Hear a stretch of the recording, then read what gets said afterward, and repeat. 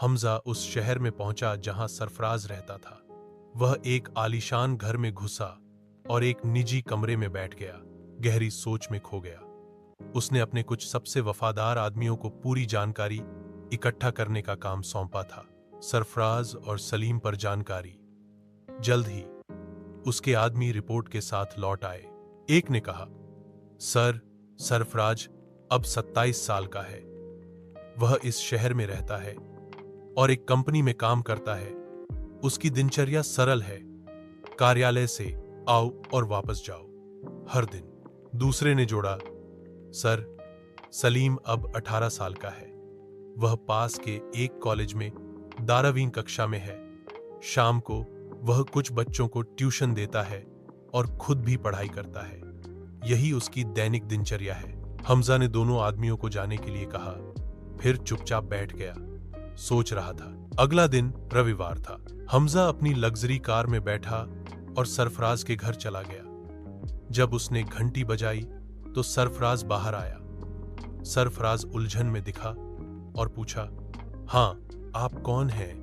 हमजा थोड़ा मुस्कुराया और कहा, तुम मुझे इतनी जल्दी भूल गए सरफराज, यह अच्छा नहीं है। सरफराज हैरान था।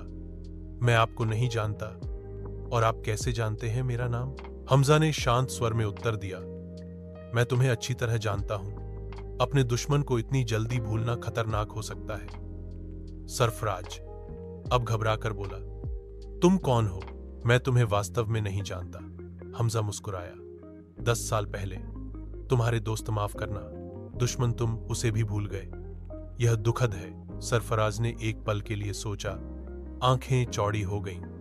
हमजा, नहीं, यह नहीं हो सकता। तुम नहीं। हमजा ने सिर हिलाया। हाँ, यह मैं हूं, तुम्हारा दुश्मन एक। और मुझे बताओ, जब तक हो सके अपनी जिंदगी का आनंद लो, क्योंकि जल्द ही तुम इससे नफरत करोगे। तुम मौत की भीख मांगोगे, और वह भी आसानी से नहीं आएगी। सरफराज अब साफ तौर पर डरा हुआ ने कहा, हमजा, अतीत को भूल जाओ। जो हुआ सो हुआ, चलो आगे बढ़ते हैं। हमजा का भाव ठंडा हो गया। नहीं सरफराज, अब जो हो रहा है वो जरूरी है, और मैं सुनिश्चित करूंगा कि ये हो। उसने आखिरी बार मुस्कुराया। ठीक है, तो प्रिय दुश्मन, मैं तुम्हें जल्द ही फिर मिलूंगा। मुझे कुछ व्यवस्थाएं करनी है। हमजा अपनी लग्जरी कार में घुसा और चला गया, जबकि सरफराज दरवाजे पर जम गया, उसे गायब होते हुए देख रहा था।